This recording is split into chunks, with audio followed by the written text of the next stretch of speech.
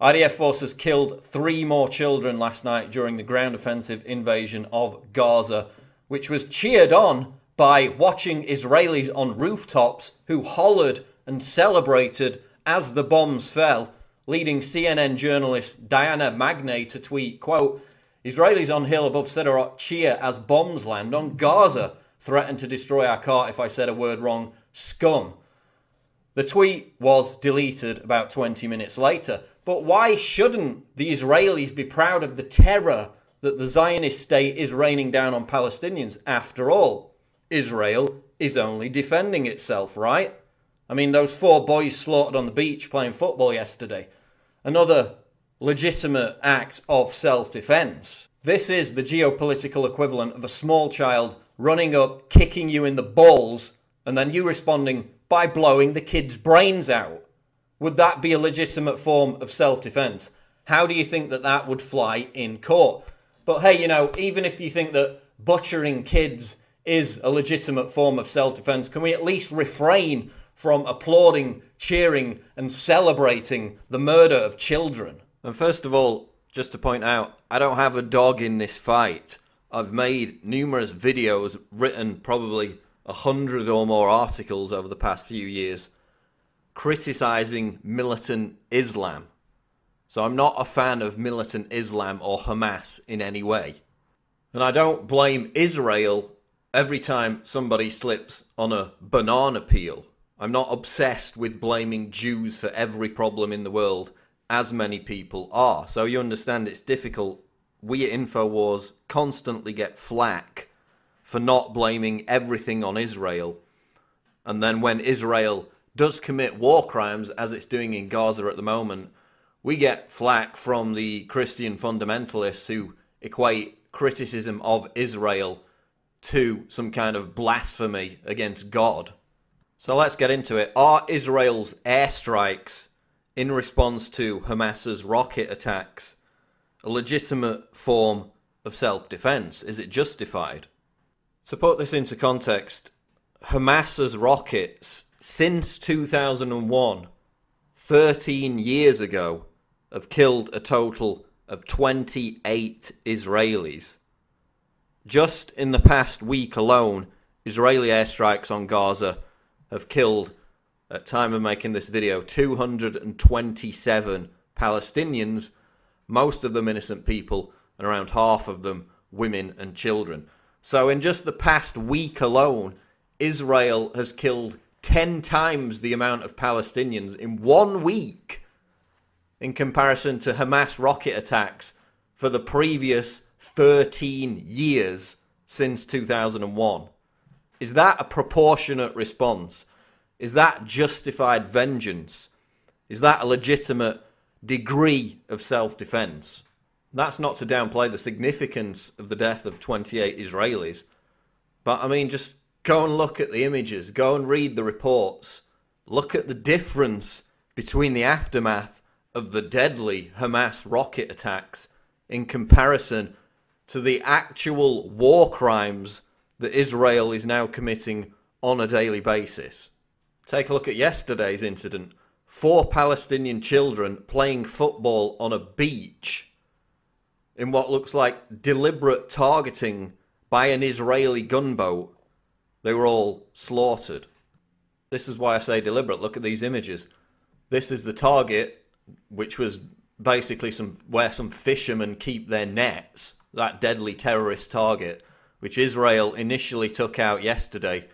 Here you see the 4 children who were on the beach playing football, desperately running away, trying to escape from the site of this bombing. Moments later, they are targeted by an Israeli gunboat and slaughtered in cold blood. So again, is this a legitimate form of defense for Israel? Is this proportionate or is this indiscriminate? Were there Hamas terrorist rockets and insurgents hiding on the beach? Maybe they were buried beneath the sand. I mean, who knows what justification they're going to come up with next in order to legitimize the murder of these 4 young children. Look at these tweets from Israelis and Israeli supporters moments after it was announced that these 4 children had been brutally slaughtered. I hope to hear news like this every day. Luckily they died, otherwise they would grow up to become martyrs. That's it, only 4? What a shame. Let them die, fewer garbage Hamas. We're talking about 4 kids on a beach playing football, for God's sake. Just the lack of humanity amongst these zealous, delusory Israel supporters is just shocking, absolutely shocking. And it serves to remind us of this clip from 2009, from one of the previous bombardments of Gaza, where this woman, Karen Levy, a war tourist, apparently in the description, went to see the bombs dropping on Gaza from a distance, expressed her desire to see the entire city and its 1.6 million population wiped off the map, ethnically cleansed, because, quote, I'm a little bit fascist. But don't you think you'll get worse by bombing them? No, I think that's the only solution. I think they should just clear off all the city. Just take it off the ground. Yes, I'm a little bit fascist. Here's another response to the killing of the 4 boys on the beach. Lol at slaughters. Israel is under attack and fighting back. How rude of them. That's right, how rude of those boys to dare play football on a beach in defiance of Israel's brave defense against innocent little kids. They had to be slaughtered. It was their own fault. Or maybe it was the fault of their parents. I mean, God forbid we would actually blame the Israeli gunboat commanders that fired the shells that killed them. Because again, Israel has a right to defend itself against 4 children on a beach playing football. Or maybe it was these boys' fault for failing to heed Israel's order to evacuate Gaza, because they've really got a lot of options in terms of getting out of the way of these falling bombs. Evacuate to where? Have you seen Gaza? It's this, Israel blocked this border, Egypt blocked this border. Were they supposed to swim for it? But you know, perhaps the Palestinians should be more grateful for the Israelis' generous tactic of warning them in advance of an airstrike by dropping a smaller bomb on their homes. How very gracious of them. But again, it's not Israel's fault for the fact that they're bombing and maiming children. It's Hamas's fault. It's the Palestinians' fault because, of course, they choose to situate their rockets, which of course is the real target for Israel's attack. They would never target innocent civilians. They choose to situate the rockets amongst residential homes, hospitals, and so on. Well, again, where else are they supposed to live? Where are they supposed to put their hospitals? I mean, look at the size of the Gaza Strip. It's around twice as large as the District of Columbia, DC, and yet it has over 3 times DC's population. Look at this map of Palestinian loss of land since 1946. From this to this, and there's the Gaza Strip. Where else are they supposed to put their homes when half of them are being bulldozed anyway by Israel? Where are they supposed to put their hospitals if not in the vicinity of somewhere where these Hamas rockets, these weak, pathetic rockets that have killed 1/10 the amount of people in the last 13 years that Israel has killed in the last week, where else are they supposed to put them? Where else are they supposed to live? Where else are they supposed to have their hospitals? And again, look at the figures over the past week. 228 Palestinians at the time of making this video killed. Over 1,800 injured. In comparison, 1 Israeli fatality. 4 Israelis seriously injured. 228 to 1. And 1,800 to 4. Is this a legitimate defence of Israeli interests? Is this justified? Is this proportionate?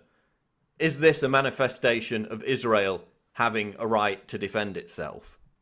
You cannot justify the bombing of residential areas, the slaughtering of children, as justifiable as Israel has a right to defend itself. This is a war crime.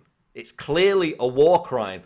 You should be ashamed of yourself if you try to justify it by claiming Hamas's pathetic rockets, which again have killed 1/10 of the amount of Israelis, as Israel has killed Palestinians just in the past week alone, over 13 years, if you think that that is a justified response for Israel to be conducting these airstrikes. Funded in part, of course, by the US taxpayer, $4 billion a year in foreign aid to Israel. And it has nothing to do with, quote, Israel's right to defend itself. Because as Israeli Interior Minister Eli Yishai said back in 2012 during the last bombardment of Gaza, quote, the goal of the operation is to send Gaza back to the Middle Ages. And the only way you can do that, of course, is by committing war crimes, by destroying civilian infrastructure, by killing people in their hundreds and thousands.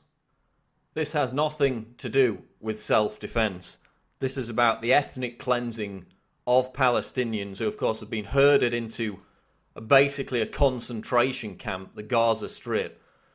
They have to live their lives with checkpoints surrounding them on a daily basis, abuse by IDF troops, no way out, and now being bombarded again by Israeli airstrikes targeting civilian infrastructure and children. This has nothing to do with, quote, Israel's right to defend itself. All the evidence clearly proves that it's a war crime, that it's barbarous, and it has to stop now. This is Paul Joseph Watson reporting for Infowars.com.